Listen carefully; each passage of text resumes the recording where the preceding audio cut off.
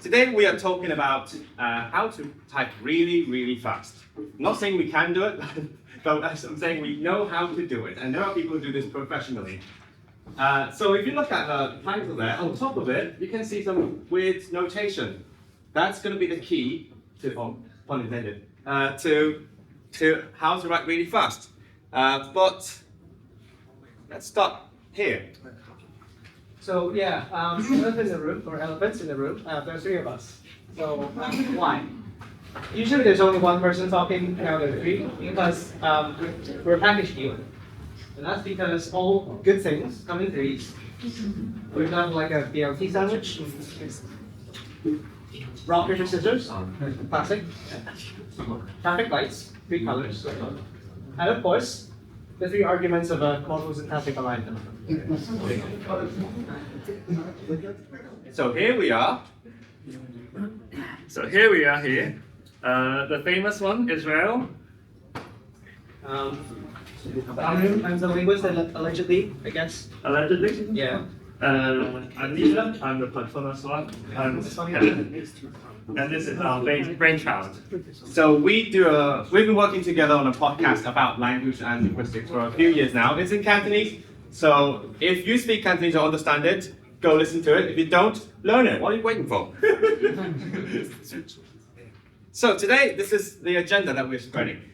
So we're going to go through a few things. First of all, some of you might be confused what is stenography, so we're going to start there. And talk about why we need that, or what it's used for. And then we're going to go into the theory of how it works, why it goes so fast. We're going to give plenty of opportunities for you to try out yourself. We have exercises, so it's more engaging. You can work out it's like problem solving.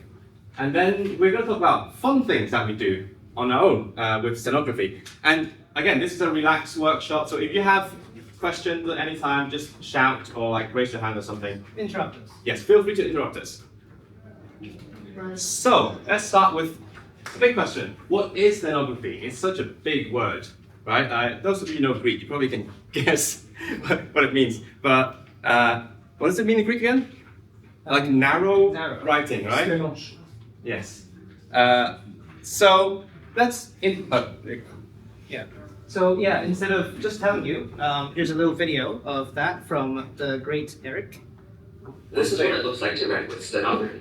Stenography So, is a method of kind of text input look that at the allows hands, one to write at conversational speeds. It is primarily used in live captioning. On the top you can see the words. Contrary to typing, where one key press outputs one letter, steno uses a corded keyboard where multiple keys are pressed down. The action of pressing down one or more keys is called a stroke. A stroke is also the name for the group of keys that are pressed down. Each stroke can output parts of a word, entire words, or even phrases. Okay, yes, so that's it. So this works quite differently from when you're typing on a normal keyboard. Yeah, so stenography can be used for many things.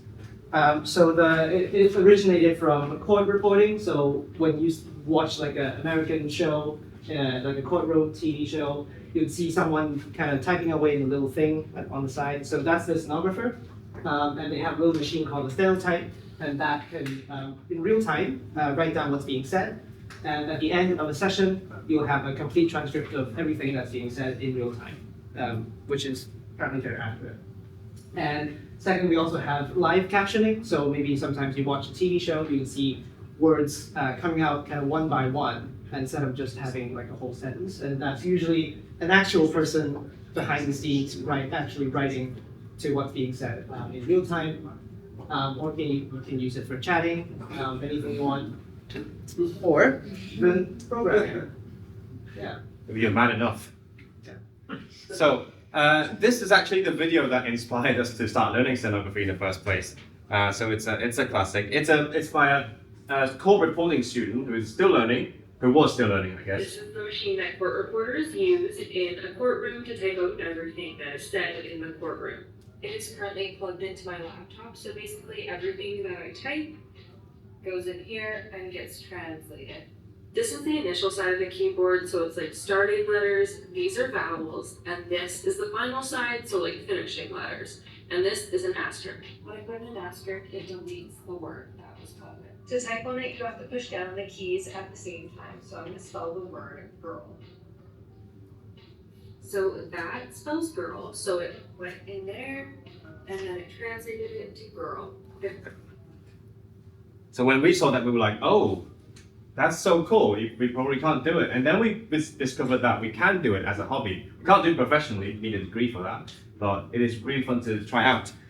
So some of you might have the question right now, why do we need someone writing out everything that's being said? Can't you just put it in a computer and ask for a transcription? Especially everyone's talking about AI nowadays. So that's something that's on everyone's minds whenever they learn about stenography in this context. So there are several main reasons that we still need it nowadays, especially in court. So for one, for example, in court, lots of people talk over each other. So a stenographer, as a human, would be easily able to identify each person's voice and mark it out pretty clearly on the transcript. A machine is not as reliable. You need to train it on the voices first. And then after the court session, you have the legally certified transcript. And that also means that there is someone who's accountable. Because if you get a transcript from a machine and it gets something wrong, and then someone gets erroneously convicted, goes to jail for life, who's to blame? But if you have a stenographer, that's the problem. So there is a person there who's accountable. And of course, that also means a person will be responsible and will be very careful in making sure everything is correct. And then here we can talk about live broadcasting. So here's an example of someone actually listening to TV broadcast and then writing out in real life. You can see at the top, that's something that looks very confusing. We'll go into that later. Music 10 starts right now. An updated prediction. It's the largest hurricane they've ever seen coming out of the Atlantic. Hurricane Irma means a shift through Metro Atlanta and North Georgia at greater risk. So you can see the words popping up on screen one by one or a few by a few. So it's not pre-made, unlike most TV shows. But to be honest, stenography is being used less and less. What happened? Oh, the dictionary came on. Okay. Oh, where is it? It's here. Okay. It's being used less and less nowadays because there's a new thing called re-speakers. So it takes advantage of technology, but also doesn't completely rely on technology. Because, I mean, it's less high stakes, right? It's not about court, it's just a TV show. But with re-speaker, what they do is they listen to the broadcast and then they say it again, but more robotically. Flights and shut down the schools. This is the second general strike that Greece has had in the past year, and it has been 12 months of austerity and stuff. And they add a full stop, which is not in speech. So that's the thing that is slowly replacing stenography in TV broadcasting, but still, it's a fun thing to do. Now, let's move on. Next. So you're probably wondering, the machine that you saw on the video is probably not the same as the one we're holding because they are exorbitantly expensive. That's why we bought some hobbyist keyboards. These are available online. You can order them online, and you can also make one yourself if you are into keyboard making. These are different keyboards from the QWERTY keyboards that you're using because they are much lighter. Because you're supposed to push multiple buttons at once. Lighter as in there's less force needed to push it down. It's just very light. But even if you don't really have a hobbyist keyboard like this one, you can use your keyboard at home. There is one requirement though, and you can check it really easily. You can just push on a bunch of keys at once and see if all the keys are inputted, if all the letters are inputted in the computer. This is called an NTRO or anti-rollover keyboard. Most laptop keyboards don't have this function. Most mechanical keyboards do. So Big gamer ones. the big gamer ones, especially the ones that go when you type, and you can do a little bit of modification, and you can use it for stenography. Go ahead. Yes. So this is the English stenotype layout.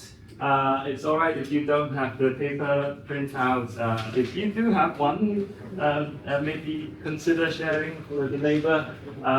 So this is the layout. You can see that there are two sides. There's an asterisk, there's a number key, and there are some consonants and there are some vowels. This is basically what it's about.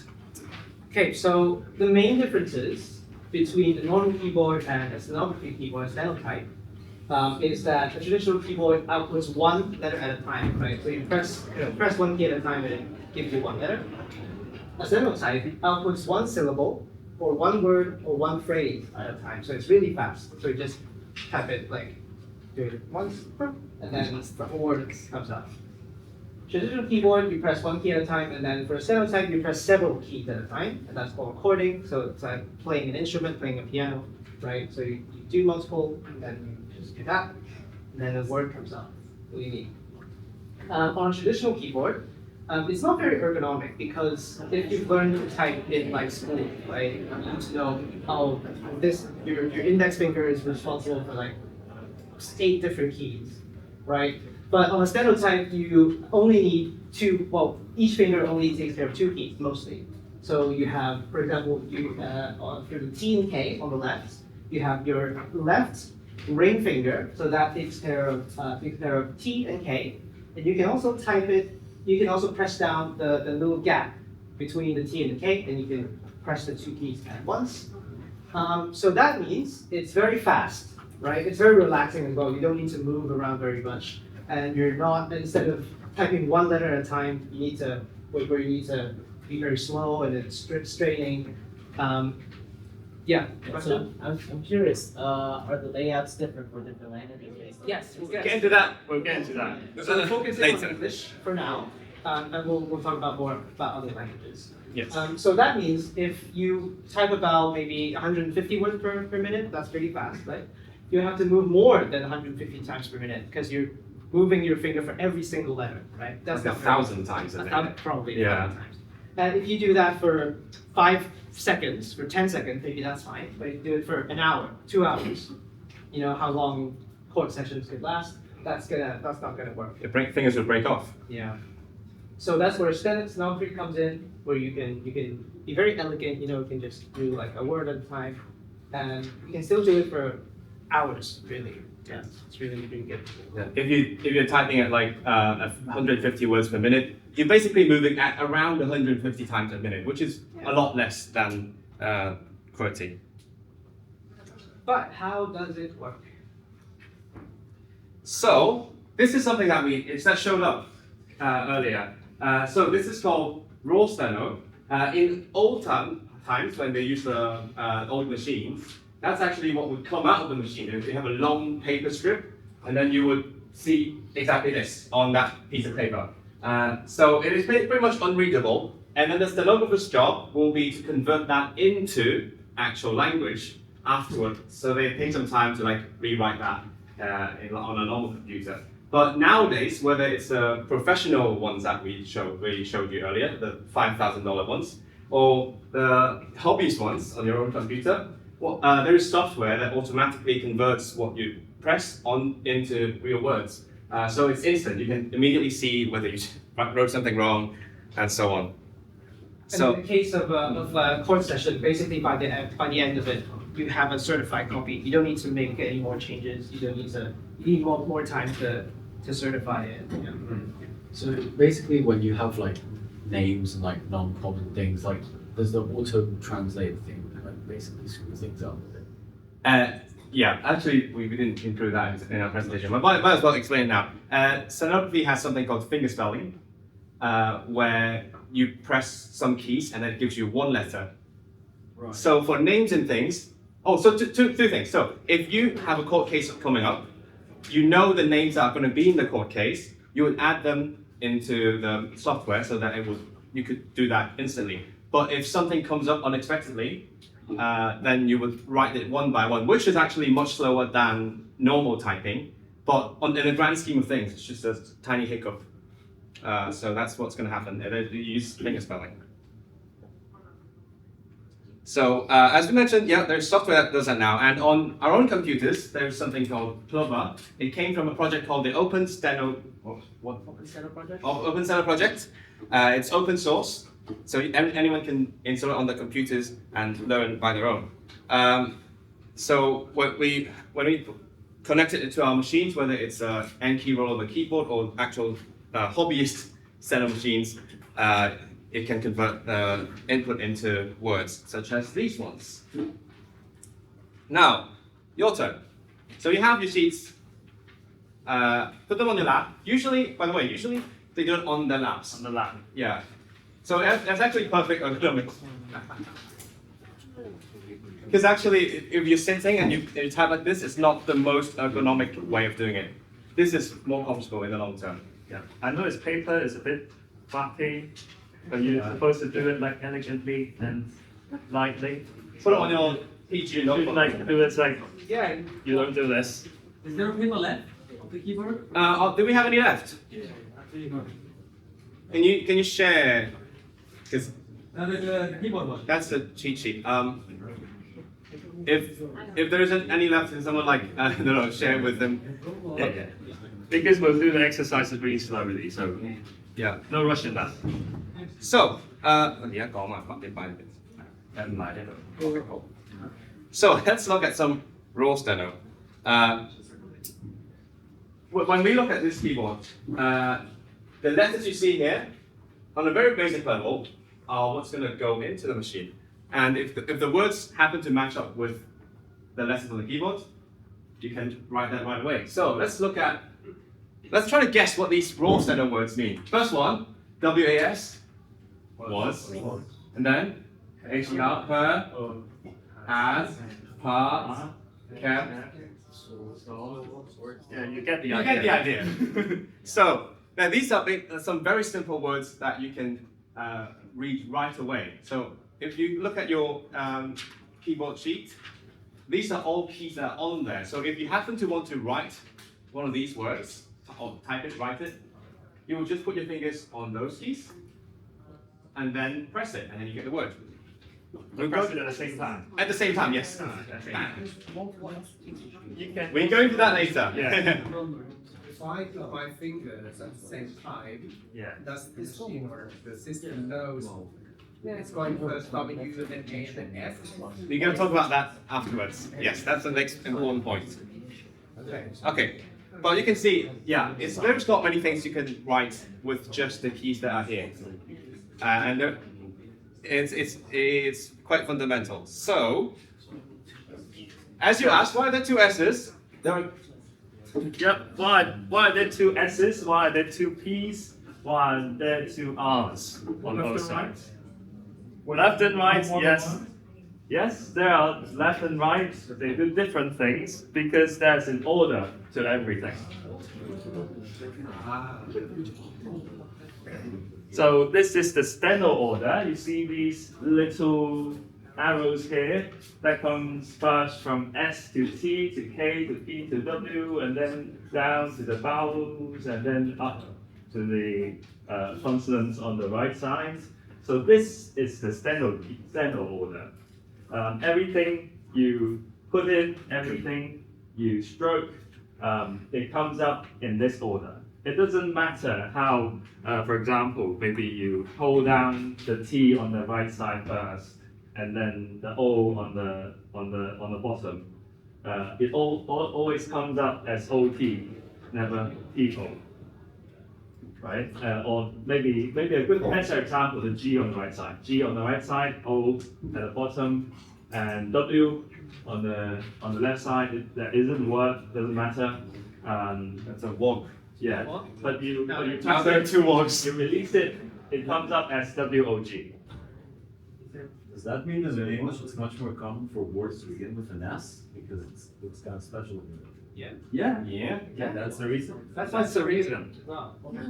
That's why it's so big. Yeah, It's giant. So if you want to input a word like pot, yeah, you first press the P on the left side. You can try it right now as well. There's no order, but like it's a mental order, okay? So you press the P on the left side, the O on the left bottom, and then the T on the right side. Press them, keep pressing them. Something will show up eventually. But in reality, it's like simultaneous. Yes, Yes, in simultaneous, reality, yes. simultaneous. And you release them at the same time. Yes. Yeah, sorry, I don't know if I missed the point about the repeating letters. Is it because you have some steno that have 2 R's? Yes. And you're doing the second R at the end, is where your point is, right? Mm-hmm. Okay. Yes, because R's are common before vowels and also after vowels. Is there some kind of a buffer? Because you never press at the same time exactly. But when you release everything, that's when it.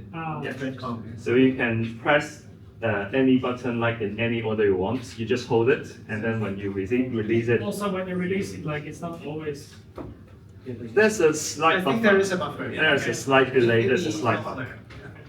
But it's negligible, and it becomes quite smooth once you've gotten used to it. So this is pot, right? Very straightforward words. So maybe some of you ask why there's a P on the right side. Why can't I use the P on the right side? Why? Why? Why do you think? Yes, because it's the end of the right and that's what it was.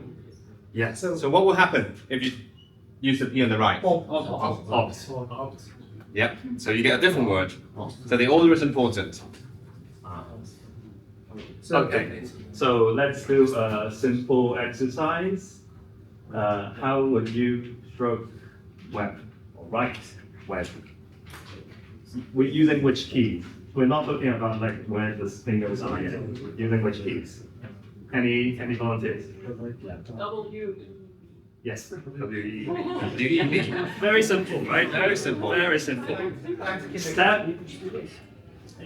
Just to Okay, be sure I please. understood, it's like W-E-B, but if I press E-B-W and then hold it like for a second, it's when I release that the system's gonna order it according to the order you explained. Exactly. Yes. Okay, gotcha.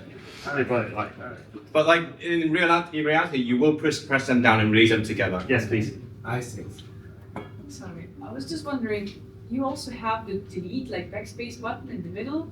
When do you press it? When you realize that your fingers missed the letter that you aimed to press, or when does that happen? You just have to release it and then press it. But then which letter does it do? It's an Previous undo input. button. It's an undo button. It's not just a backspace. It's an undo button. So It whatever undoes. you just did, you take it away. Yes. So for example, if you wrote like one letter, it takes away that letter. If you wrote a word, it takes away that word.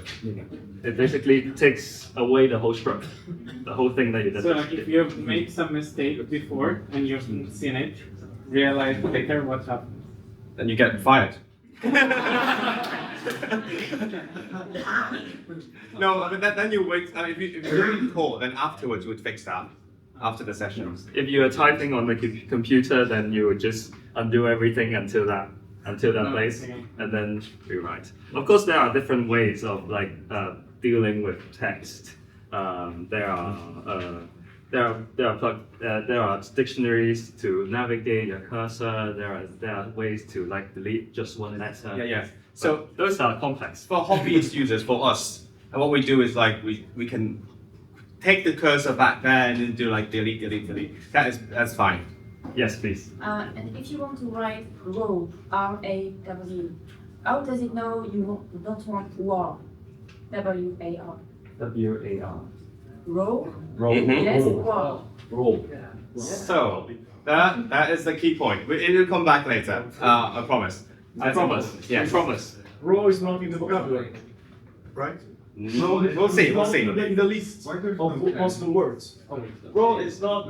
That's later. We'll get to that. We'll get to that. Okay. We can write roll. Let's But stick- it's not the way you think. For now, we're sticking to the things that are on the keyboard. Not for long. For now. For now. Okay. Steps. Oh, we did. No, we haven't done steps. No. Okay. So how do we do steps? S-T-E-P. S-T on the left side. And then P on the right side. Yes. So not the one on the left. Okay. Short. So it will be Okay. STPE, which doesn't really give anything. So it will just you will just give out STPE as for steno. Okay. Next one. Short. So ST. No wait. S SH. SH And then vowel. vowel And R on the right side or left side? Right side. Right side. And then you put the finger between T and L. Yes, exactly. Perfect. Okay. Perfect. Okay, now a harder question. Okay. First question. So when you're doing like a word like shorts, you have to hold all the letters at the same time across the whole keyboard and then release them. Yes. Yes. You just do it once, like. Yeah. Okay. It seems a bit different. Yes. I don't know if you will cover this later, but then like just now you have steps. So how do you do like sneak? Yes. We'll talk about that. We'll talk about it. Okay. We'll briefly talk about that. Okay. Next one. Step. Okay. So it's a word. It's one syllable, but there's an E at the end. How do you do that? You just like ignore that. Yes. I feel like S needs to be on the left, and then you put E, and then I'm assuming like that they can be outside on the right. Close. Any other suggestions? Any other suggestions? If you would try, don't press the entire word at the same moment, but you do syllables. Oh, for this case, it's one stroke. It's one syllable. Yes, sure. Step and then pass. That's also a good idea, but it's one syllable. It's a one syllable We word. only need one stroke. Trust us. You write it once. Is it ST? Wait. I feel like it's ST on the left, then E, then PD. Correct. You're spot on. Right. Okay. That is correct. But why? But why? It's about like you're supposed Where to. you say the way. It's supposed. I feel like I type out how it sounds. You should pretty much type out how the word sounds. So like step. Should be like sound out like that. Yeah, that's very good. Exactly. So. Okay, we So to summarize, yes, it is about how it sounds. So when you say step, you don't say step, you say step. Actually, step. That's phonemically, yeah. So, but yes. So what is this? And so we talked about like which buttons, which keys to press, right? But how do we place our hands? This teaches you how to place your hand. So for the standard keyboard, there's a resting position for your hands. So the yellow circles, it's a bit orange here. Never mind. They signify where your finger rests. Your fingers rest. Yeah. You have 10 fingers. So you have 10 fingers. Usually. So you start with your two thumbs between the vowels, straddle them, and then you don't use the asterisk at the middle yet. From the middle, you place your index fingers on A sharp and F sharp on two sides, and then PWB with your middle finger, PKLG with your ring finger, and then lastly with pinky, S on the left side and TS on the other side. Okay, so all of your fingers are straddling two different keys. So when you write, your fingers move minimally. It just goes up, goes down, stays in the same position. Maybe for the right pinky is a bit more busy because it also have to reach for the D and the Z. That's all right. We don't have TZ or SZ on that side, so that's good as well. So that's how you put your hands on it. You always put your hands on it this way. Yeah. Oh, worth mentioning, whether it's professional machines or this one, they are designed so that it's easy to press two keys at the same time. For example, on this one, the keys are slightly slanted towards each other. So you're putting your finger on the valley, the crevice. So you have special keycaps on. Yes. If you have your own mechanical keyboard, which we started with that in the beginning, before we had these, you would take the keycaps that you use, flip them, so that they face each other. Okay. Yes. Yeah, because normally they all slant one way, but you want this to slant towards each other. Also, to take the top row, just flip all of them. Flip all of them. So the finger fits in between the two. Yes. Yeah, keyboards. Because keyboards are they are not auto-linear.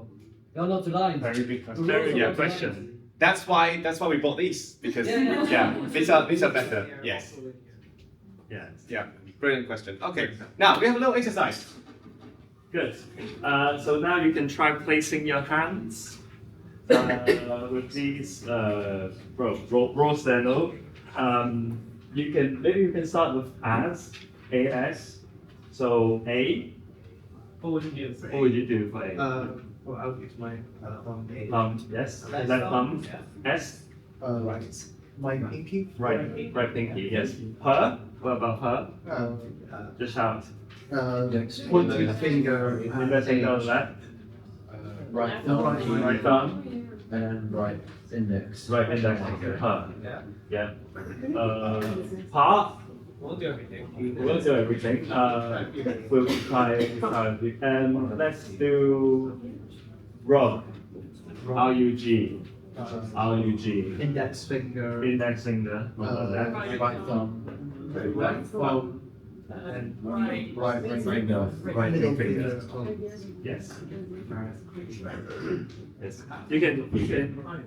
You can spend some time and try these words by yourself. Yeah, let's take some time, and then you can try out placing yourself. Placing them on it. So the most important, if I understood, is you have to, yes or yes, push all the letters at the same time, always. We always do that. We always do that. If you fail one finger, then the word is gonna come out weird. Yeah. So when we're learning, we just sort of take some time to find which fingers we need, and then go for it. Okay. So yeah, Stenography, this is only for English. This system is. And then there are similar systems for other languages, I guess. We'll get to that. Okay. And to use that, you need to buy something like that, and then train at home. Yes. Yeah, you cannot apply another version to normal keyboard, right?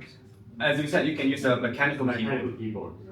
So, if you have a big keyboard, you can just use certain keys on the keyboard, and then can use it for this. We don't have an example. So in my PC, I cannot apply this method to my PC in any way, nor even an adaptation of the method. If you have a mechanical keyboard, then yes. Yes. Okay. Install the software, and then you can use certain keys on that existing keyboard to do it. So the software detects like any kind of keyboard. Yeah. So everyone else try to work it out while we answer questions. Yes. Like some keyboards, they turn them in and it's supposed to be more ergonomic, but it seems like all the steno keyboards are just like linear because they're like keyboards, then different orientations for steno keyboards. Yes, they are. Yes, there is, and that's why it's the most comfortable doing it on your lap, because your hands aren't like doing this. Oh, I see. So So this resting Your instead of like this. right? So it does, you don't have to do this. So you don't really need it. So that problem doesn't exist. But you can. You can split. There are also split keyboards. Split, yeah. Yeah, there are keyboards where like they are basically split in half. Two halves. Yes, And then you can do this like this, which is flexible. So some people do that. Yeah, some people do that. People do all kinds of interesting stuff. Yeah, there are crazy people out there. So you said there's like a list of allowed words, and like I guess that changes in the court cases. Does that mean that there's kind of key bindings and I could relearn some like key bindings or something? Oh, so the system itself is the same. So the keys, what they represent, they are the same. But depending on what you're trying to write, you can add in the dictionary. The dictionary is basically just the program that like It's a list of it's a list of words. from raw steno to actual words. Yes. So you can add, you can modify, you can do So- anything with the list. So by modifying the dictionary, you're just modifying like how the raw steno gets changed, gets converted So it's into the same text. set of like things that you're pressing, but it might become a different word. in Yes. Coordinates. Oh. Yes. Okay, has everyone worked out how to place your hands? Good? Let's move on. Great, great. Well, you. Okay. So we just talked about steno order, but where is it really from? Yeah.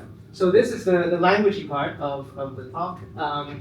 So linguistics fans might know what phonotactics is. So it's the kind of the study of how sounds come together, what order they can be in, kind of in what combination. So this is for English. On the left, you have consonant clusters that are not allowed at the beginning of the word, right?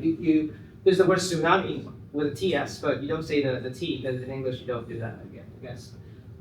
So these are kind of weird, but on the right you have ST, TR, KR, SKR, all these they're legal syllable or and syllable initials in English, so you can do that. Next slide. So this is basically what steno order is. What it's trying to do is, what is the optimal way of ordering these letters so that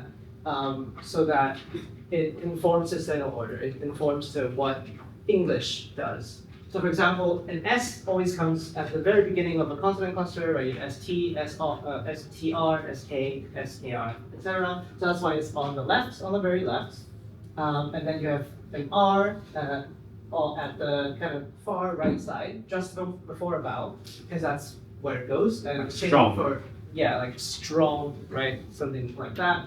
And then the right-hand side is pretty similar as well. So steno is phonetic. So as some of you might have noticed with the word stepped, right? We don't just stroke the letters that are contained. We kind of listen for the sound, and we stroke it phonetically, but with terms and conditions.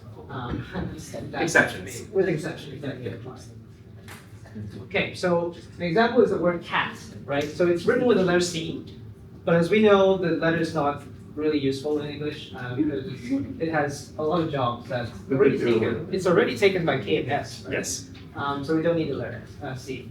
Anyway, but here the C has a K sound. So what we do instead of is we use the letter K, so we do K-A-T. That makes cat. Next one. So the other sound it makes is an S. So for the word cert, we have S-E-R-T. Next one.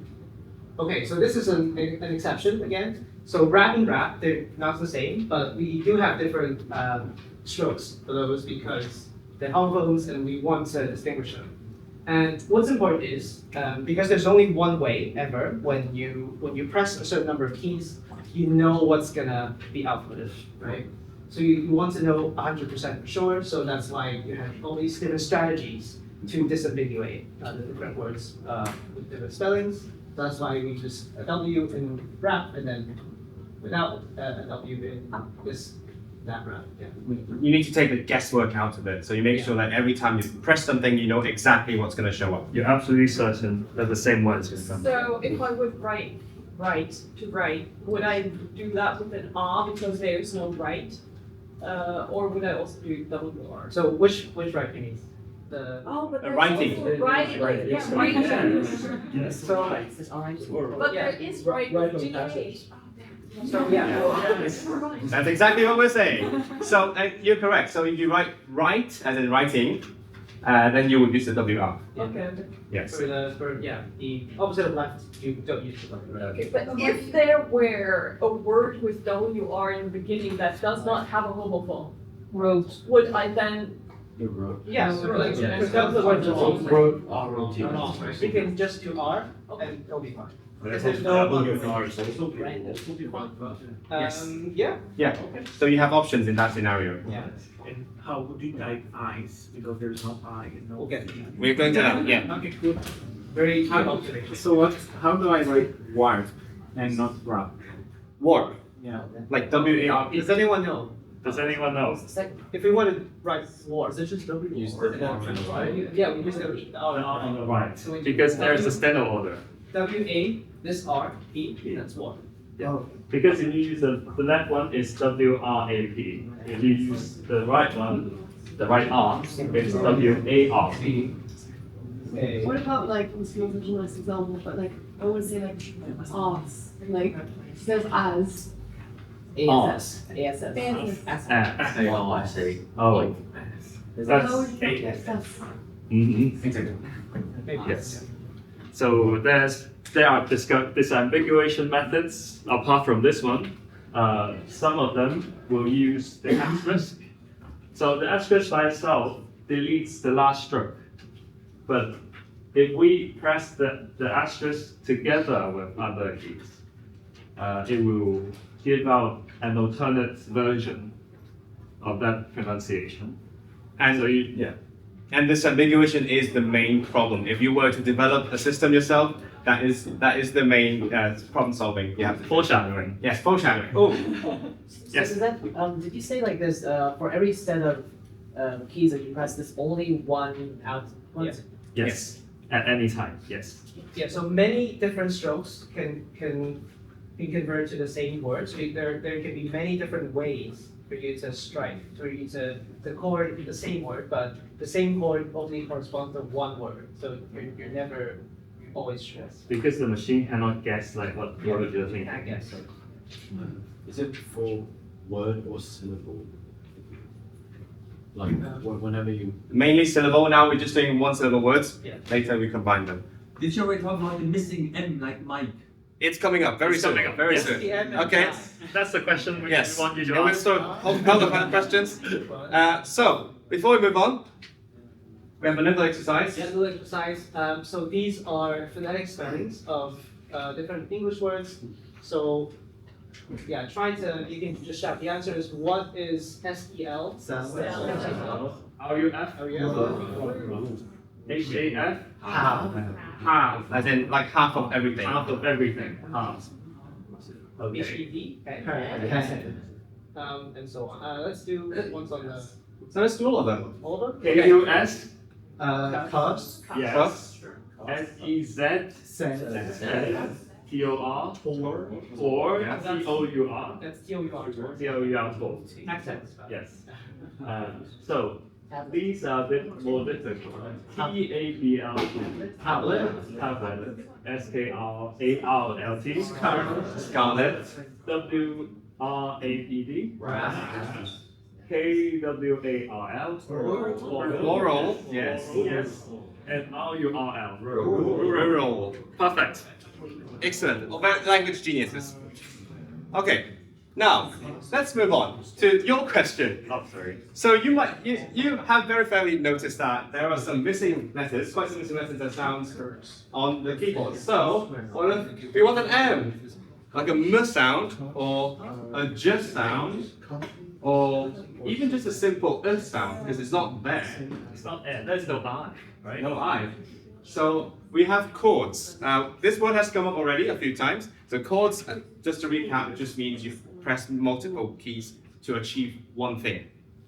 So, for example, if you want the M, what we actually do is we press the P and H. Yes, and they become as if they are like one key or something. That's one M sound. That's a M. If we want the J sound, we go crazy. We take all of the keys, all the 4 keys on the left side, we press them all. And that's a J sound. Okay, following? Okay. Good. And then for the missing E sound, we press 2 vowels using the right thumb.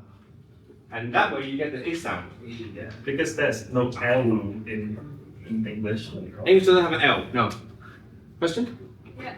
So what if you want a J and then you kind of just use J, but the letters underneath you cannot use them anymore? Like if I run to Okay, like can you give me an example? Yeah, Jakarta. Where you have J and also like a... Yeah, Jakarta, for example. That's multiple strokes. Damn it. Yes.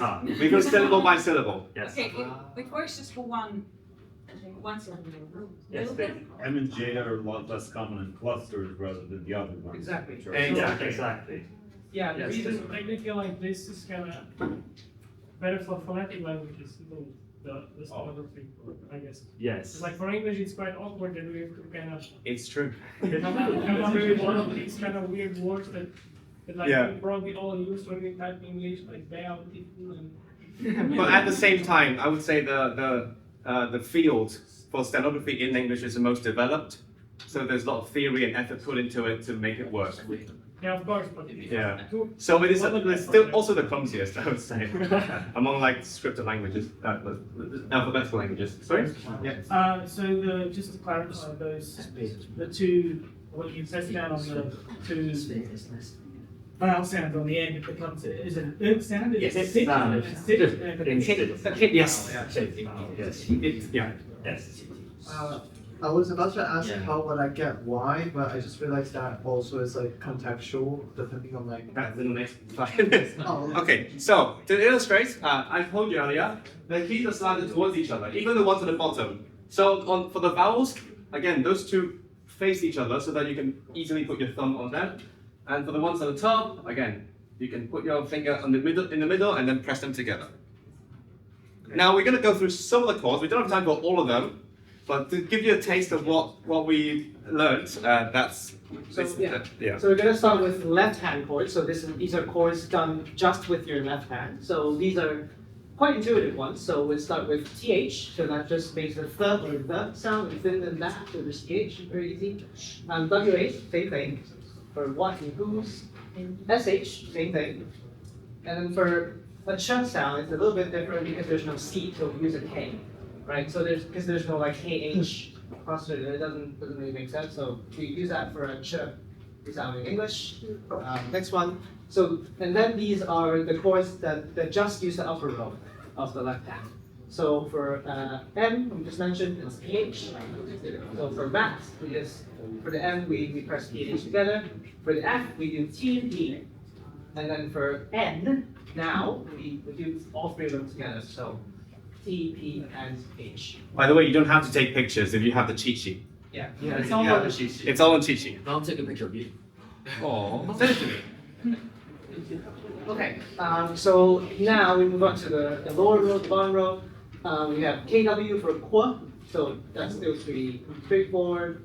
We mentioned ja with all of them. And just without the S, we have a yeah sound for yes. Yes. K, W, and okay, so now we move on to verbs. So these are the ones that you need to press the little gap in between the keyboard. So for T and K, if you press them together, that's the D sound for day. And then we move to P and W. Do that together, that's a B. H and R together, that's an L. L. And then there's a chunky one here. T, K, D, and W together. So 2 fingers, 4 keys. yeah, 4 keys, 2 fingers. So I guess technically that's like D and T together. That's G. Yeah. Yeah. Now, one way I remember it is if you add the key beneath the T and the P, it becomes voiced. Yeah, The so T becomes a D, the T becomes a D. That's how I remember it. But you already have G on in the keyboard, why you need G? We only have G on the right side. After the vowel. Yeah. On the left side. We want to say Was that- gang, right? Yeah. Was that voice heuristic? Was that by design? Yeah. I think it is probably by design. Probably by design.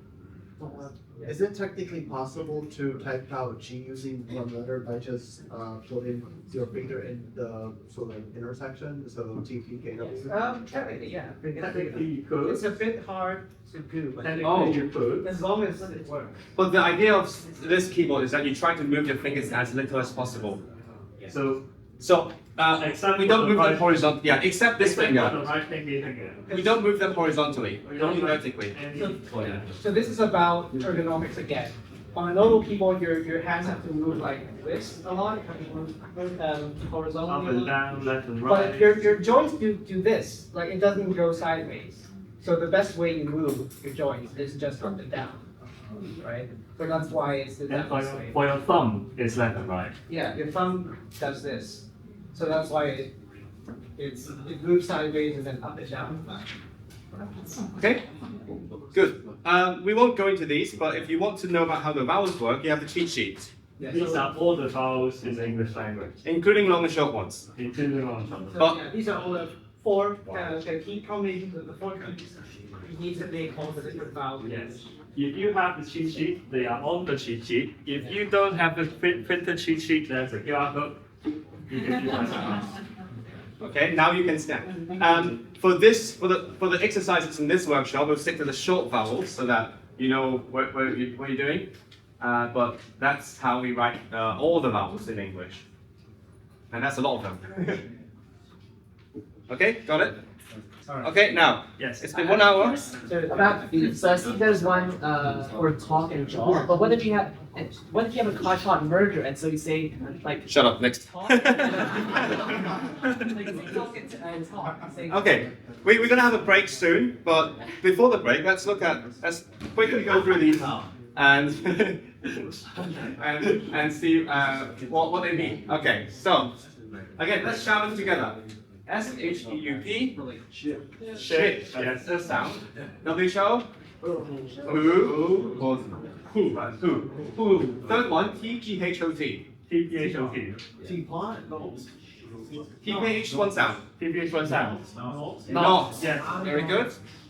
T-W-A-D. Bad. Yes. It's like an auction. T-H-R-U. Through. Very good. P-W-E-L. We have P-W before. Well, yes. T-K-P-W-O-D. The chunky one. God. Yes.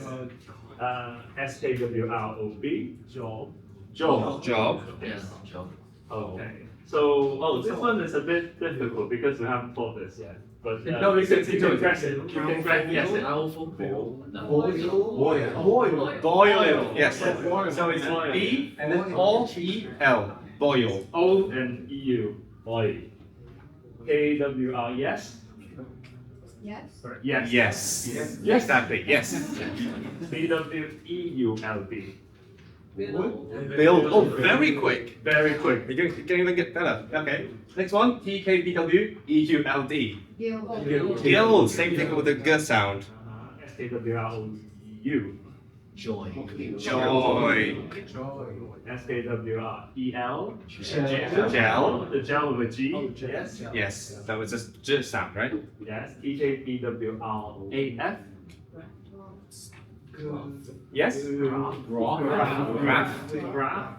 Yes. Yeah. E-W-A-F-L-D. Baffled. Very good. Very fast. Next one. Tricky one. K-W-R-O-T. No, that's not a J. It's a Y sound, yes. Yacht. What is a yacht? Yeah, like the boat. Yes. Yeah, the one with the silent EH in it. Yeah, it's a yacht. It's a yacht. Okay, last one. T-P-H-E-U-B-L. Nibble. Very good. Okay. So, we're going to have a brief break. It's take a breather. It was a lot of information, I know. That's a lot of information. So, now, on your own time, you can try to tap on your keyboard and try to write these things. And we're going to have some actual keyboards available, so you can try in an orderly manner. Yes, try them out. So I see there's less people now. That means you're actually excited about this. Okay. That's been nice. So, have you had the time to figure out how to write these words? Somewhat. Okay. Okay. So yes. Yeah, what is it? Yours sounds K-W-R and then E-S. Right? Rip. R on the left, E-U on the bottom, and then P on the right. More? H. No. P-H, yes. P-H. And then? O. O-R. Very good. Jazz?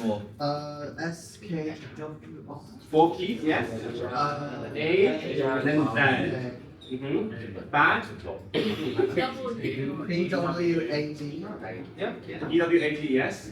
Facts. S-R. S-R. A. A. T-S. T-S with a pinky finger. Last one, laptop. No, H. It's two strokes. That's a trick question. There's two strokes. H-R-A. HIP. So you press that one first, and then you release TOP. And then you press TOP. Okay? So someone was asking how you do multi-syllable words. That's one way of doing it. We put it 2 times. That's the main way, actually. The program knows to combine them again. Yes. Yes, if So it's there's a someone that does commonly it. used word, yes. Like in this case, it could be lap and top. Yes, and there are strokes that separates the 2 strokes. Are you more likely to say a laptop or lap and then top? So it defaults to the more common one. Right, and there's a way to let it know that you want to separate it. Yes, Yes. you can insert a space. I'm assuming they're like stenography keyboards that have like actual letters on them. Oh, no. They tend not to. You can add them yourself. You can add them yourself. Last one, last question. Just to clarify, V, how was the V again? SR S and R. on the left. Okay, thanks. Okay? We're not going to go through the one to the right. If you want to learn about the one to the right, you can look at your cheat sheet. We're going to move on to something else now. Briefs. Not the ones you read. So you might be wondering, okay, so we are doing syllable by syllable. Sometimes 2 syllables is still not that fast, right? But what really makes steno fast is briefs. It's the way that you can type sometimes a phrase, sometimes a very long word, sometimes some very long suffixes in 1 stroke, or in 2 strokes. So there are a couple of patterns that briefs work. They tend to skip on stressed syllables. We've seen those. Yes. I was about to ask the question about the vowels, and then the word briefs remind me of that, because how do I get that? Like I have an I and then an E. Yes, you can refer. So listen to the sound. Listen to the sound of it. So it's this E vowel. It's an E sound. What people might call a long E sound. Yeah. But or IPA I long I. Okay. So that would be A, O, and E. So look at your cheat sheet, look at the vowel portion. Yes. There should be a one that's in. So also like the consonant clusters also English has only So you don't need to care about specific spelling. vowel, I think it's called diphthongs, right? The consonant vowel Yeah. clusters. Vowels is So diphthong, those are vowels is supposed to provide. Yes. Yeah. Yes. With maybe 1 to spare. Okay. Yes. So we skipping and stressed syllable. We've done that before. We've done that with outlet, baffled, scarlet, right? So these work the same way. How many syllables does memory have? Memory. Memory 3. So in theory, In theory. Memory. Right? Memory. Yeah. Of course, you could theoretically do that. You could type it memory. It also comes up as memory, but there's a faster way. You can just do memory. So this one is more steno. In the brackets, it's what they represent. Memory. Camera. But you usually say camera, right? So you can just write camera and then camera comes up. Syllable, syllable, animal, format, font. Yeah. Yeah, font. It's different from font because they are different keys, right? Font is format. Polite. Polite. Polite. Yeah. Polite. Yeah. So the schwas generally overhit is like sound is syllable and line is always. if it makes it easier to write, then it is. Yeah. But it's all about the steno. Way this work. Like if I write memory, would it work? Yes. Yes. Question. Yes, please. Just about with polite. This polite is now like you've got PH, you're using one finger on P and H, and then you're using the same. You're supposed to use the same finger on the R. Yes. So, but then you can't use it on the W because then it's a different. Yes. So you're using 2 different fingers Two here. different fingers. So your middle finger is on P, and your index finger is on both H and R. Great. Great. So, go on. Yeah. Where are we? Remedy. Remedies is just remedy and rhapsody. Yeah. Rhapsody. In lingo. And you should subscribe to the channel now. If you haven't done that already. Yay. Okay, go on. Okay. Oh, question. Yeah, please. You know there's the word polite as well. Yes. So that comes under Asterisk, yes. Yeah. Because polite is more common than polite. Yeah, of course. So if you write polite, you get polite, and then you add the asterisk at the same time. You get polite. But then you can customize it in the dictionary. You can. Yes. You can. Depending on what you're doing, say if you want to like type polite many times. Some people, the dictionaries prioritize like accuracy rather than like common words. It's entirely customizable. Okay, that sounds say some more. So this system that we've learned is based on the software Clover, and that dictionary is based on one person's own dictionary. So there is a person called Mirabelle Knight who was a professional stenographer, and she just developed her own dictionary and then put that into this project. And so now we're learning what she uses, and also we're sort of adding our own customizations and so on. So is there like library of dictionaries where you can find? Yes, but most of them are proprietary. That's why a machine costs like thousands of dollars, because you're paying for the license to use that dictionary. But there are also some hobbyists who have, or some professional stenographers who have developed their own system, which are slightly different. But some of them are more regular. Some of them work differently. Some of them they found different ways to deal with words. Those are all available. But is there like any open source? Most of them are, yes. Who just share their dictionary? Yes. A lot of them are on GitHub. I'm assuming of open source, I can like add my own dictionaries for the words like yo, stuff like that. Yes, Yo. and even like different words. This is an English system, but you can like input anything into the dictionary. As long as it's in Unicode, we can. Yes. We'll go to that later. That comes later. But it's not in Unicode. Thanks. Yes. There are systems of writing numbers. There is a default system in writing numbers.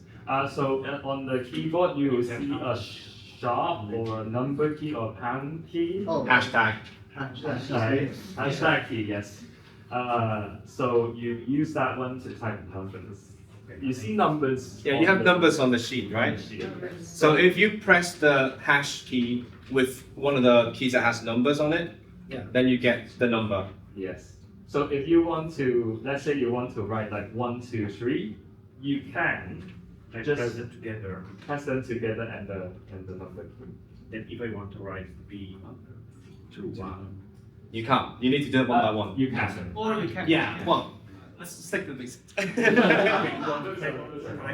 it's like 3. 33. 33. So it's 3, 7. Yes, I think it's a D. The most basic one should be It's a B. It's There's a way to repeat. There's a way to repeat. What would I do to press 0? Would I just press D? 0 is next to the 5. Oh, okay. Yes, it's on O. Yeah. 0 is on O. So that's not a space key. So is there a space key? If you use Clover, it inserts the spaces automatically. If I use what? The software that we're using. Yes, but if like, don't they have in English certain syllables which can be either the beginning of a word or a separate word entirely? Yeah, so if you want to customize it, like add spaces, delete spaces, move things around, there are special strokes where you put a space.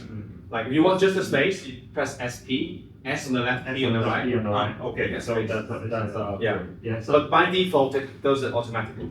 So there are special strokes for different purposes. For example, if you want the next word to be like capital letters, if you want it to be all capital letters, there are strokes. I'm thinking like a wardrobe which starts with the word. I wouldn't know if to put a space after the word or not. I'm not a native speaker, so maybe missing something. Yes. So if you write wardrobe, it becomes one word. Usually. Yeah, but that's the syllables. Like after I write the word or the first syllable, how would you know when to say wardrobe rather than a word? Well, you write ward, it inputs space ward, and then you write robe, it knows, oh, that's one word, so no space. Because the D is part of the first syllable, well, yes. So it accounts for all the strokes that comes before it. It knows what's being typed. Yeah. So maybe there are some entries that are like 5, 6 strokes long. So when you when you put in the first 4 strokes, it comes up as gibberish, and then you put the 5th stroke, and everything comes together. Yeah, they all come together. Yes. Okay, let's go. Yes, prefixes. So we have a lot of prefixes in English. So be, there's, this, com, right? There's a way to fit them all into one stroke alongside the rest of words. So delete, because there is D and L, they don't pass through each other, it's TK and HR. So you can just omit the E in the middle and do delete. Okay, desperate. Oh, this is a bit tricky because S comes before D, right? S becomes before TK, but there is no SD in English. No word starting with SD in English. Yeah, it's not Italian. So some dictionaries they interpret it as des or this. So desperate, you can do it in one stroke. S-T-P-R-A-T, S-T-K-P-R-A-T, desperate. Disappoint, S-T-K-P-O-U-P-E-T. Yes. The point. The point. So we're starting to break the rules a little bit. Yeah, but bend the rules. Bend the rules. Yeah, you're in an inner circle now. You can bend the rules a little bit, just a little You're all in the inner circle now. Yes. So complete. We don't want the M as well. Complete. Computer, command, and this is interesting because there is no SB in English, right? So we can use it as something else. So in the standard stenotype, they use it as NT, something NT, something. So in interpret or end in enter, they are SPW. And as well, like And in some cases, anti is a separate stroke. Anti is a separate stroke. It's usually just ent and int. Yeah. Yes, and suffixes. So you know a lot of words in English. There's ing, there's s, right? They conjugate like minimally in English, but they conjugate. There's a way to just include them into one stroke too. So if the stroke doesn't clash with G, like vibe, for example, just vibing, right? I want to write vibing. I do vibe. AOEU is I. So vibe, G. So you add a G into vibe. And it just comes up as vibing. And you can do that even if it breaks standard order. Like if I say writing, for example, as we had earlier. Yes. Write, the last consonant is on the pinky finger, which is after the G, but it's like, oh, right. Oh no, that's a bad example. It's the Isle of Right. But yeah, but you could put the G inside and it's fine. But isn't white like really rare? So I don't remember which expression. I just do right. Yeah, it's fine. Yeah. So it can bend the rules a bit. Yeah. That's why it's called folding. Yeah. It folds back into it. It folds back into it. You can do it all in one stroke. Same thing with S. You can do it with S or Z or Z. So even if it's not in the dictionary, if you add an S and it knows, oh, this word doesn't exist, but without an S, it does exist, so it just knows how to add an S. Yes, in the actual word. the smartest part is that it knows when to do ES. Oh yeah. Oh yeah. And also like doubling. Yeah. Doubling the consonant. It isn't 100%, but it gets it right like 95% of the time. So the SZ here is just if like cats and dogs, like you do dogs with a Z and an S. No. It just whichever is easier for you to. Yeah. So if you do TS, that's easier, right? That's easier. Yeah. DZ, that's easier. You DZ can do is it with the easier. same finger, but you can't do TZ Not with one finger. or SD with the same finger, right? Because it's all your pinky. But I assume if there's SIS, then it'll be SZ. Busted. Right? You could do that. Yes, you you could can do that. SZ, yes, together. You could do that, but most people they don't do that because it would mean Yeah. your pinky will straddle like, and there is a big gap between. Yeah. You could do that. If you remember, there is a small gap between top and bottom. It's in the dictionary. But left and right is a bigger gap. Yes, please. So how would you do bus instead? Because the S is like double because you've got S plus and S and E. You could do BUSZ, or I would just do bus and then an extra. So After you let bus go. S. Yeah, okay. I would do that. Yeah, okay, that makes sense. You had a question? No. But that's why I said earlier, like one word, two words, like if you don't, it's going to make it work. Yeah. Okay. You want to go to the other ones? Or? Yes, and there are the other suffixes. Multisyllable, you can also do them in one stroke because they common, like ability, logical, equal, all one stroke. Sometimes we just do a silly thing and like write a name and then put ability, like Israel ability, just for the lols. Okay. Common words. So these are a couple of common words for which we have special briefs. So next slide. So continue. It's just T on one side and N on the other side.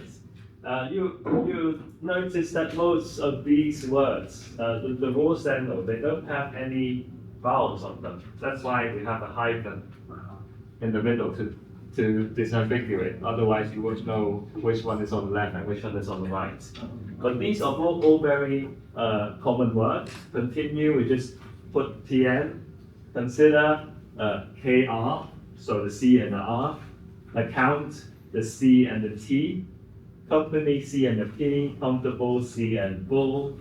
Multiple, M and PL. Yes. Just to clarify, so when you put KP together and you let go, it will give you company. Yes. Yes. As a single. If it's K on the left and P on the right. Okay, yeah, that's what I mean. Yes, it gives you company. Yeah, fascinating. Wow. And you can get an S as well.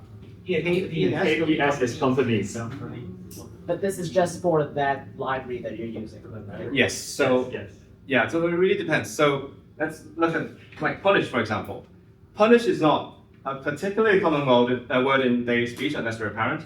But in court, it might be more common. So that's why there is a brief for it in this dictionary that you could use. And also, as Kenneth noted, there is no vowel in there because, I mean, most English words have vowels. So when you write something without a vowel, it's unused. It's free real estate. So they're like, oh, let's put other things in it and use for shortcuts. Yes, because if you put a vowel in it, punish, if you put a U, it becomes push, right? So, yes.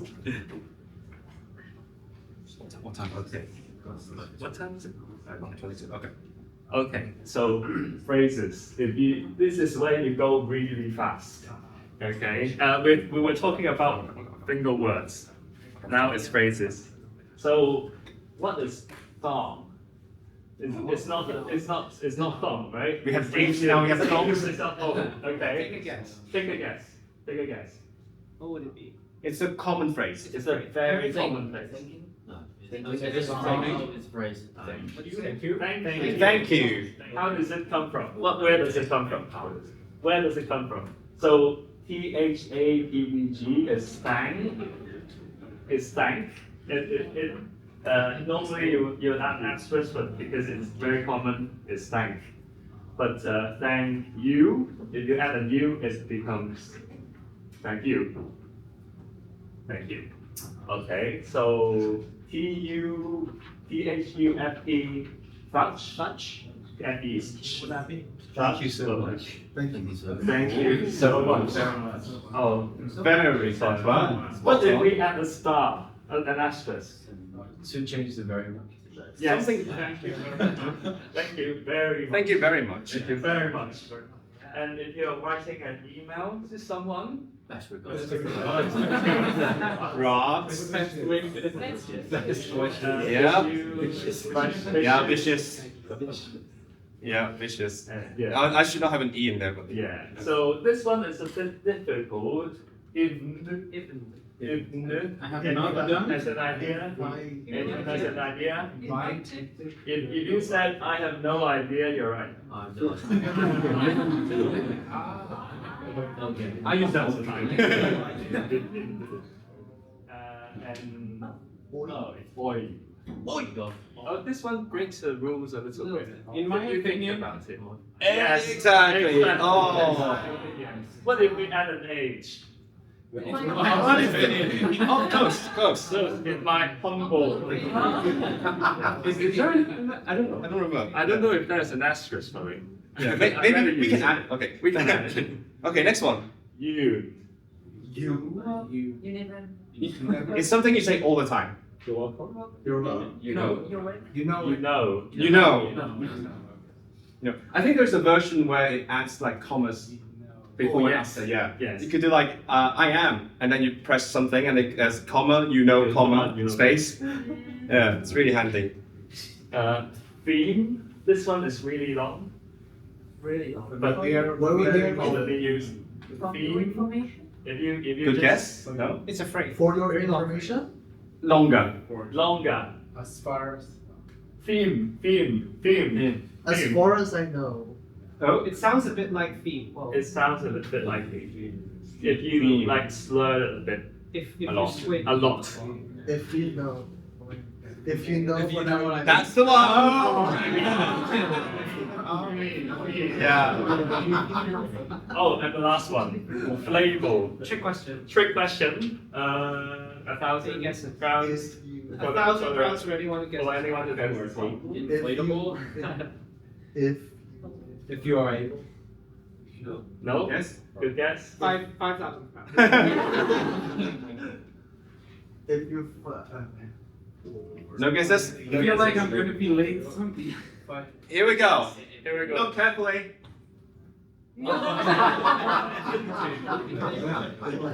So this is in our shared restaurant dictionary. Same. Yeah, there is also a version that says that is unflipping the table. Unplayable. Unplayable. It goes like. Okay. So, do I do a demo? Yeah. This is embarrassing. So let's see. Okay, so, yep, so.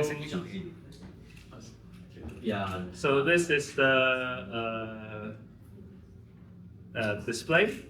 There is it shows in real time what keys you are typing on, right? What the strokes that you are using. Oh, there's one, right? There's one. So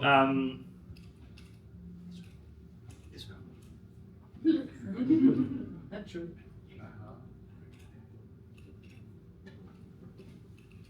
Wait, so you should say something and then he'll transcribe it. Yeah, what should I say? Okay, start over. Okay, start over. Just say it really slowly, please. No, I will do it quite slowly. Okay. Because we are not able to do it at a professional speed yet. Wow. Any sentences? How many hours of practice did you have? It's just I want to do that. How many years of practice did I have? I think like two or three. With what lady? 2 years. I'm not going for speed. I'm going for accuracy. I'm using it for my work. Yes. What's that? Yes. You should learn Cantonese. Okay, you should learn. You should learn Cantonese. Oh, this is a brief. KZ Cantonese. Yes. Can you do other keyboard things such as copy paste and select and Yes, you can. Yes. Yes, you can. Oh, That's a I don't know how special. to do it. With Yeah. Yeah. Do like select all and then delete. I guess. Okay. So let's say I like do a lot of things with it, and then this is basically Control A, and then I can just delete it. Yeah, I can do this things like that. There are dictionaries can for you that. use it to chat also? Like if you're on WhatsApp or Yeah, all the time. We use that all the time. We use that all the time. It sounds like we can get together with the robot. It's not in your dictionary for some reason. Why is it not in It's in my mine. dictionary? Obviously. Wait. Change yours. Did I not? Did you overwrite it? Yeah.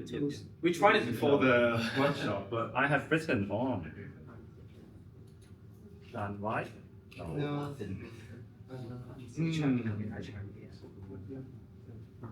Okay, so I don't know. Medical kit. Oh, medical.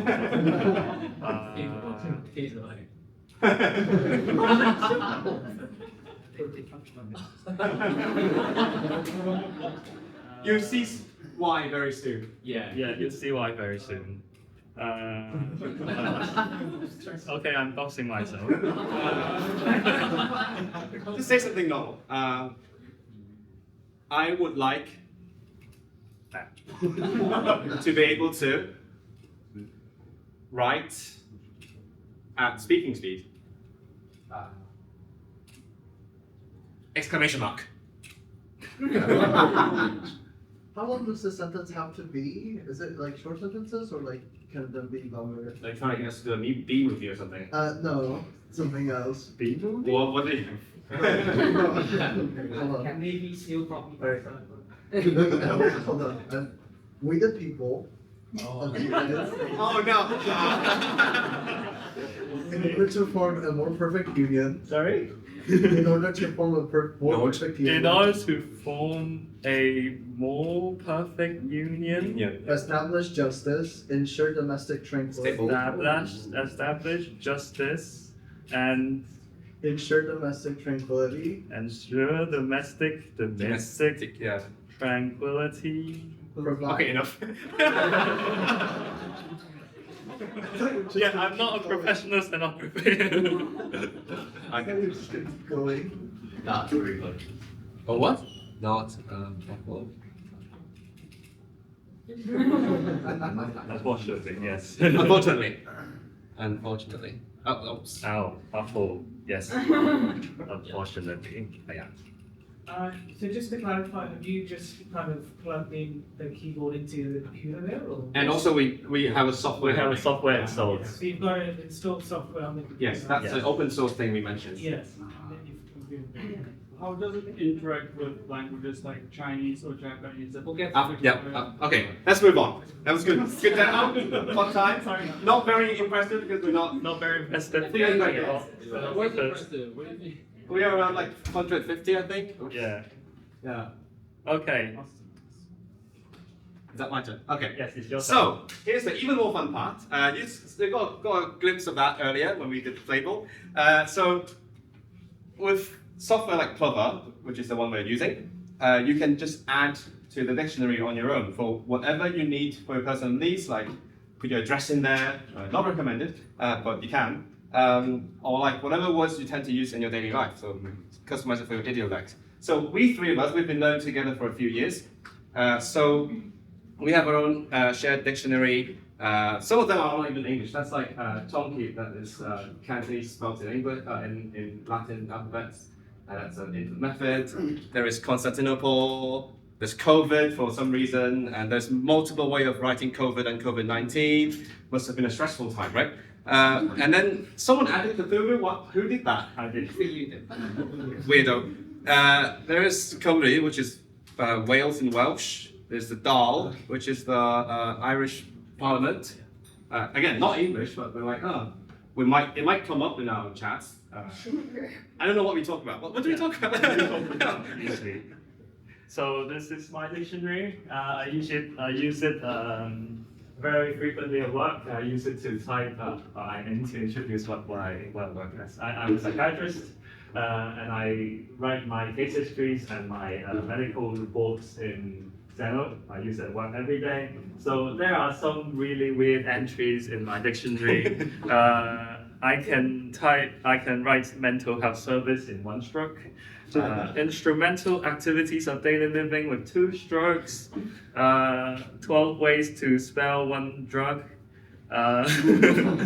And there is a supplement called Kazuhiro. I don't know if anyone of you know that. But Kazuhiro, it comes up as Kazuhiro. If I add 1 chew, B3. If I want 1 chew, the whole name comes up. And then another chew, the dosage comes up. Cows chew chew chew chew. Yeah, just his own like shorthand. You have a question? What was that like one short? Yeah. What does apropos do? Oh, beyond the scope of this talk. Okay, two of us live in Britain, so we also have a dictionary for British things, like British Sign Language, which we're learning. There's a bunch of places near where we live. There's places in Manchester. I decided to add Chorlton cum Hardy just because it's funny. Also, it's near where I live, and it's my favorite part of Manchester. If you haven't had a crumpet yet, it's really great. I recommend it. It's a food, by the way. The British kind of flour-free food. Yeah, there's cancelling. We added some British spellings in there just to make sure that we never sound like a yang. But I thought it was about the trains. Oh, that's also true. We did talk about that. We use that a lot. Yeah. Just cancel again. We're at the Polyglot conference, so I guess presumably we like languages and maybe linguistics sometimes. So we have another dictionary just for linguistics words like onomatopoeic, oxymoron, patois, two ways to spell that. The Nime for tactic, and even polyglot with a small p, a big P, and different other ways to spell that as well. Yeah, just to make sure we can always say polyglot when we need to. Yes. Is there a universal way to capitalize some, like, every word, like any word? Yes. It's usually KPA. Okay, there's different things. Number one, it automatically capitalizes things after like full stops and things. And then you can make it capitalize things if you want to. Right. Or make it small. Or make it lowercase. small. Right. Okay. Yes. Can you turn on and turn off multiple dictionaries at once? Yes, lots of them. And you've created these dictionaries, well, you've created the codes yourself in terms of added them yourself. It's just the like a list. Yeah. It's just a list. Yes. You said that you can turn on multiple dictionaries, but I assume that there are some limits because some words might have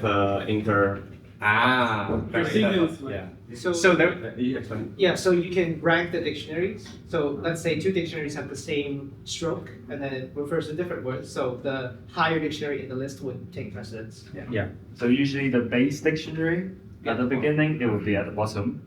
And can you somehow switch, like, I want this other alternative and somehow... Anything you customize, usually your personal dictionary would be at the very top, and then things in the middle would be there. So you can override things. For example, let's say the British American spellings, because the default dictionary is American, so we add the British spelling on top of that. So every time we write a certain word like cancelled, it always comes up with two L's. So it overrides it. So there are not like alternatives that if you have both of the dictionaries installed, that you can somehow switch between these two versions in one session. You know what I mean? No. You would usually the order, right? You can switch them around. So Yeah. you can drag them around or rearrange them. Yeah. Yes. You rearrange. You can, but I wouldn't. No, you stick to one way of doing things because muscle memory is very important. Okay. And then that's mine. I'm just showing some examples of imaginative things you might do with it. Well, not as imaginative as Fable, but still pretty fun. So I'm a musician, I'm a composer, so I talk about music theory a lot. We have weird words like expression morphological, and I talk about different composers a lot. That's such my favorite one, Penderecki. And also, even if a letter doesn't exist in the English alphabet, like Usasovsky, you can't do an L, but you put it in the word and bam, it shows up. So, and there's also like Safa. How do you say it in Greek again? Is there anyone who knows Greek in here? No. I guess like with people Safa. Safa? Yeah. Either way, like we're in Britain, we don't care. So I put like Safa. It's a music ensemble in Manchester. It was. And then it's not anymore, but so I go by sound, like that's how people say it, so I put it in under Safa. Okay. So that was Chesko's question. Where you gone now? So we just talked about English for now, but this is the Polyglot conference, so where are the other languages? Gathering. Well, the gathering, sorry. Don't sue me. So here are the stenotype systems for different languages. Some examples. So on the top left, you have the Greek system. So if you can read Greek, it's very similar to the English. You have the S at the left there, and actually there are some vowels at the very right as well. So that's pretty special. On the right, you have Hebrew. I think Israel might know. I don't know it very well. I think it goes right to left as well, Yeah. which would make sense. Yes, it does. Yeah, because there is the Mem Sophia at the left, so yeah, that makes sense. Yeah, and then the bottom you have a Thai system, and then a Korean system as well. Yeah, Korean system has one more vowel. Which is probably Yeah. So it's a different layout altogether. Yeah. So, So it may not fit every keyboard. So I guess the three, except for Korean, these three are based on the English. I think it's actually called the Ireland system. Really? Yeah, Yes. the Ireland layouts. Yeah, for some reason. So yeah, these are based on English. And this is kind of completely new. Yeah. Yeah. So lots of these are like community developed, I think. Some might be professional, but honestly, I can't tell. As I said, the field in English is much more developed. They used to be. Which one? Hi. Yeah. So most of these are usually proprietary, but since the Open Standard project is growing, there are lots of volunteers who have been trying to develop new systems in different languages that are open source, and it's still a very active thing that's going on. So you said that they are more open, most of them are open source and they are proprietary. So if you want to be a curved stenograph, then you have to use some standard system, I guess. I imagine, yeah. Yeah, you need an actual training for that. So you have to train on these expensive machines. Yes. You have to do an exam, and I think in the US, to pass it, you have to type at 225 words per minute. I think that's the lowest. For how long? Not sure actually. Do you remember? I think Are there schools for it? Up to now. Are there schools for stenographers? Yeah, there's like degrees and Yes, there things, if I'm correct. Yeah. And how does it take to complete such a course? A few years. I think it's 1 degree. It's a degree. It's a degree. Yeah, degree. Like 3-4 years. But not sure. Yeah. Does it work all right to code switch? What do you mean? You're using several languages. Yes. Oh, there are yes. ways. Plugins. Yes, code switch. Yes. Yes. There's a plugin to like switch like the whole system, and then all dictionaries will be different. Yeah. Yes. Let's move on. So we're all from Hong Kong, so we speak Cantonese. But there's no Cantonese system. That's why we try to create our own. So this is called Maajik here. So it means a pair of wings. So double wing. So this little fun character here. With Twins. Twins. So why is it called that? And it's because instead of one syllable, you can type 2 syllables at a time. And if you can see the top right there, you can see on the left and on the right, it's actually mirrored. It's symmetrical. So what you can do is, because Cantonese has fairly simple phonotactics, so you can fit all the clusters. You don't have any clusters, so you can fit a syllable just with the left hand. So you can mirror that and type 2 syllables at the same time. This is just part of it. So these are the initial consonants, and then this is just a very small part of the other syllables you can type. Then you put them together, you have 1 syllable. No tones though. There's another way to do that. And also it's symmetrical, so it's Yeah. like the left goes from right to left, and right one goes from Kind of go- no, opposite. You kind of go like that. Left to right and then right to So left. it's symmetrical like a pair of wings. Yeah. So that's hence the name. And it also looks like magic in English. Yeah. So I was just going to ask us how we distribute between the characters. Oh, here we go. So we have a serious problem. So there are many homophones in Cantonese and other Chinese languages. So for example, 终极 means principle, 终极 means to end, 终极 means interrupt, 终极 means little finger, and 终极 means composite index, like a financing. And finally, 终极 means neutron. So there's a lot of ways, even if you account for the tones, this is not considering the same syllable with different tones, it's just the same, exactly the same pronunciation. And you already have 6 different ways to write it. So the main problem with Cantonese steno is how would we disambiguate, like how would we know? So one way that you could do it in a proprietary, I think, Mandarin system is you just have a list, you just have numbers assigned to all the homophones. You just have to know number 1 is that, number 2 is that, and you just type the numbers in. And it's not ideal. Like it works, but it's not very elegant. So that's why we think it's still an open problem. Yeah. Wait, so what do they currently do in the in courts? In courts, there's no steno. Yeah. I think what they do is they record the whole thing and then someone just types it. You mean like audio? Yeah, audio recording. Like our podcast, which I transcribe. So, to sum it up, why learn steno? It's a lot of effort, you might have noticed. There's a lot going on. It's sort of, yeah, it goes everywhere. It's a lot of practice to get the muscle memory in. What's the point? Especially when we're not doing it professionally, right? For one, it's fast. It's cool to go fast. As we said, it goes up to 300 words per minute. I think we are at around 150 on a good day, or 880 on a very good day, extremely good day, a lucky day. Short quotes. Yeah. Yes. And also it's less strain.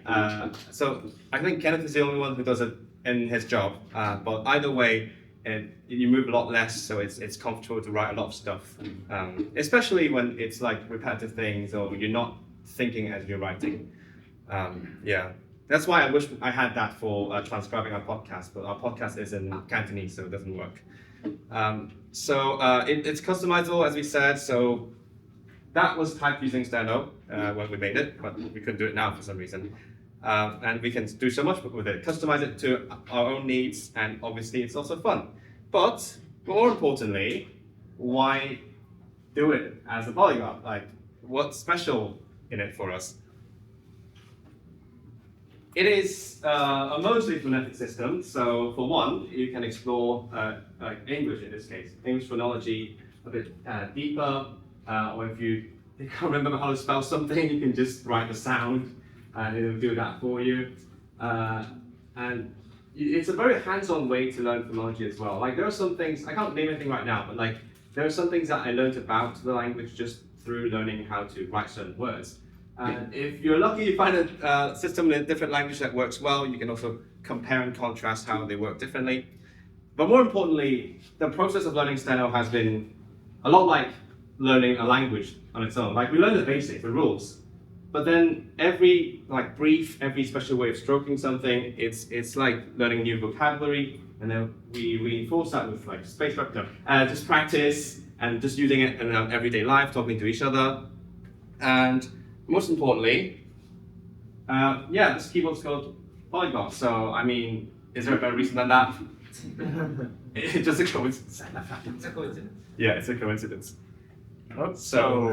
So if you have the Pupper theory basics here, we need to thank Jen on the Pupper Discord server who made this especially printable for us. It was, I think it was in a weird dimension, and she made it A4 for us so we can print it out for you. She has a series of steno explainers. She basically does all of the explaining in a couple of infographics, very neatly designed. You can scan this QR code to get to that website and look at them.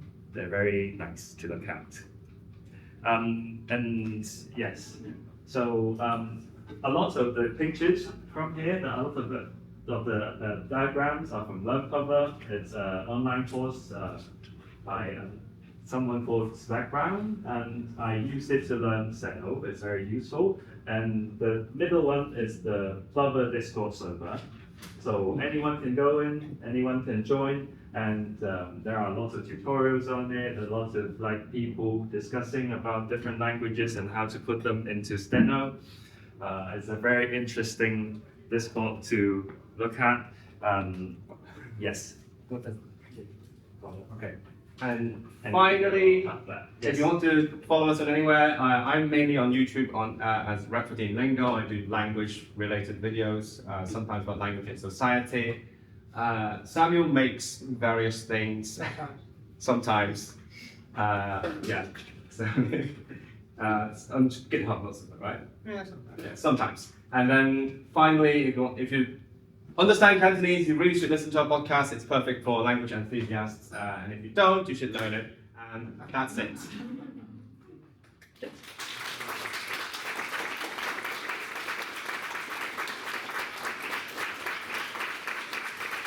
Music.